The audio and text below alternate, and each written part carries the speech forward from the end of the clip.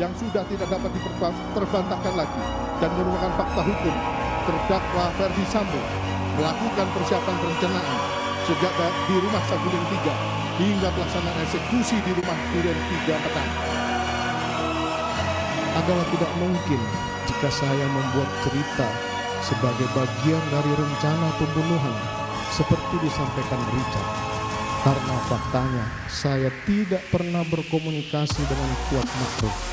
Juga tidak ada menceritakan soal skenario tersebut kepada Ricky Rizal.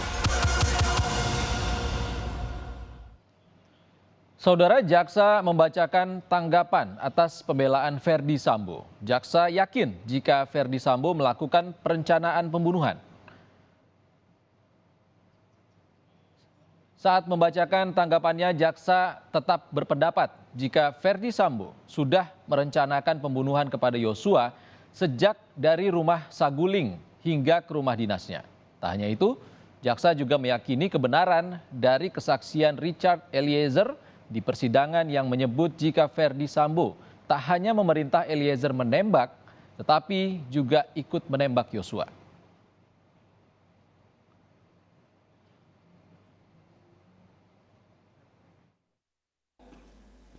Tanggapan penasihat hukum mengenai penuntut umum telah berasumsi liar bahwa munculnya kehendak terdakwa untuk membunuh korban setelah terdakwa mendapatkan informasi melalui telepon dari saksi Putri Chandrawati.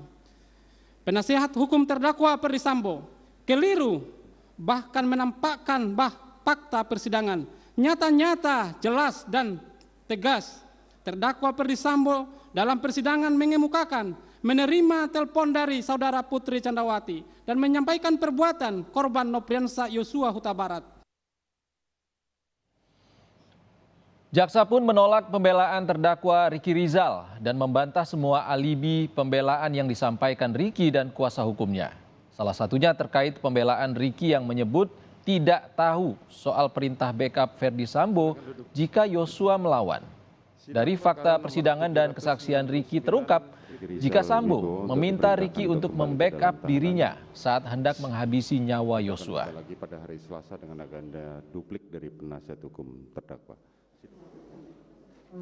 Tidak mencermati saat terdakwa Ricky Rizal Wibowo memberikan keterangan baik sebagai saksi maupun sebagai terdakwa, jelas dan tegas saat terdakwa Ricky Rizal Wibowo menghadap kepada saksi Ferdi Sambo di lantai 3 rumah Saguling. Nyata-nyata saksi Ferdi Sambo menyampaikan kepada terdakwa Ricky Rizal Wibowo dengan perkataan backup saya jika Joshua melawan. Dan kemudian saksi Ferdi Sambo mengatakan sanggup enggak menembak Joshua. Yang dijawab oleh terdakwa Ricky Rizal Wibowo dengan perkataan tidak kuat mental. Perkataan tersebut merupakan bentuk penolakan. Akan tetapi penolakan tersebut menunjukkan bahwa terdakwa Ricky Rizal Wibowo mengetahui jika korban Nofriansah Yosua Huta Barat akan ditembak. Dan terdakwa Rizal Wibowo juga ikut mengantar saksi Putri Chandrawati ke rumah dinas Duren 3 nomor 46 dengan alasan akan melakukan isolasi mandiri.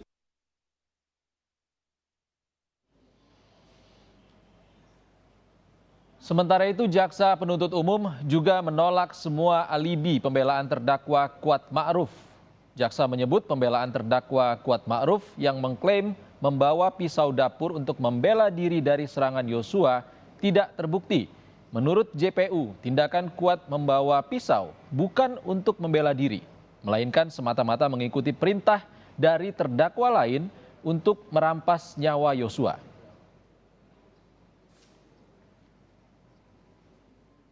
Sebagaimana mestinya, sehingga tindakan terdakwa Kuat Ma'ruf membawa pisau dari Magelang ke Jakarta sebagai upaya membela diri dari serangan korban Nofriansah Yosua Huta Barat apabila terjadi perlawanan menjadi terpatahkan karena terdakwa Kuat Ma'ruf pun mengetahui bahwa selain korban Nofriansah Yosua Huta Barat, dalam rumah Magelang masih ada saksi Ricky Rizal maupun saksi Richard Eliezer yang merupakan anggota kepolisian yang juga tentunya mempunyai senjata api.